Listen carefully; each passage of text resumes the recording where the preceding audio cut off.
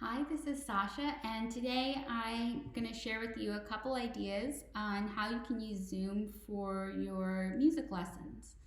So the first thing I want to explore is the different ways you can use share screen in your lessons. So I'm going to start a meeting so I can show you how we do it. So I'm going to go down to the bottom where it says share screen, and there's a little green arrow.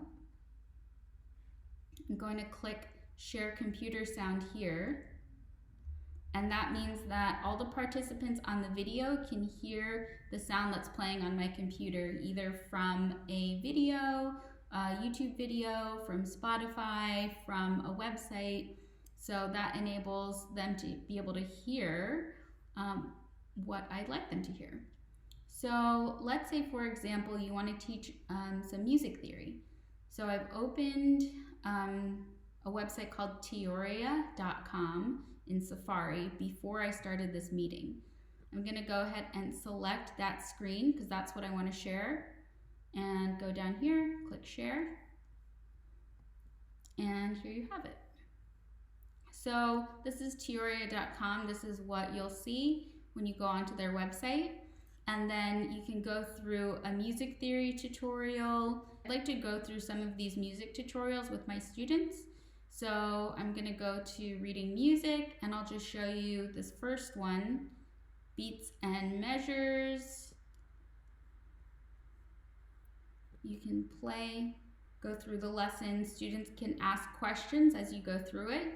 So that's one way that I was thinking of using screen sharing in my Zoom lessons. Another way you can use this website during your lessons is you can go to exercises and you can do ear training. You can do rhythmic dictation.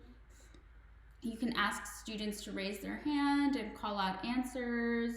You can ask them to write their answers in the chat, so you can see everybody's answer. Let's say you ask them to send their answer in the chat directly to you. That way you can see if the students are understanding the lesson.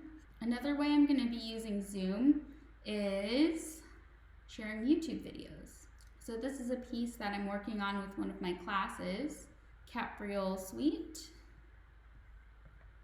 And because I've shared the sound on Zoom, I've had that setting checked off. The students will be able to hear the sound on my computer.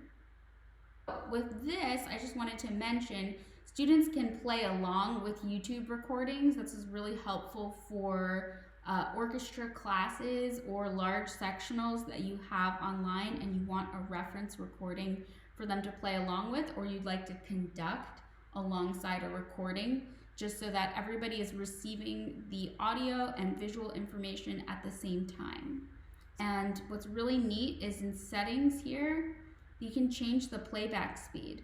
Let's say your students aren't ready to play Capriole Suite at the final tempo. You can make it slower and slower and slower, and it doesn't affect the pitch. So the pitch stays the same, but the speed will slow down. So that's a really great way that you can use YouTube in your Zoom lessons. And the last thing I want to show you today is just the whiteboard. So when you click share screen, you should see this whiteboard option in this corner over here. And you can click share. And here you can draw. Let's say you wanted to draw a rhythm. Over here, sorry, this is really bad. You want to draw a quarter note. You wanted to draw a bass clef. Just trying to figure out what's easy to draw in here. You can also write text here. Example text. Your student will also be able to contribute to the same whiteboard as you.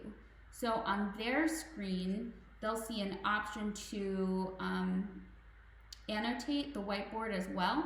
So you can both write on the whiteboard. For example, you can write one measure of music and the student can write the next measure of music.